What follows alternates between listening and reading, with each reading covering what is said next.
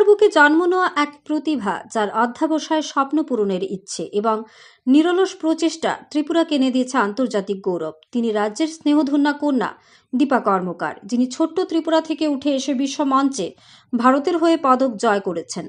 লংতরাই brand আজ ওনাকে লংতরাই পরিবারের একজন গুরুত্বপূর্ণ সদস্য হিসেবে মনোনীত করে তাকে ব্র্যান্ড অ্যাম্বাসেডর হিসেবে বরণ করে নিয়েছে। লংতরাই ত্রিপুরা থেকে যাত্রা শুরু করে দেশের গণ্ডি পেরিয়ে আন্তর্জাতিক পর্যায়ে পৌঁছানোর লক্ষ্যে এগিয়ে চলেছে। একেবারেই দীপার যাত্রাপথের প্রতিচ্ছবি ত্রিপুরার মাটির গুণমান আর ঐতিহ্য ধারণ করে। লংতরাই আজ এক বিশ্বাসযোগ্য ব্র্যান্ড হিসেবে নিজেকে প্রতিষ্ঠিত করেছে।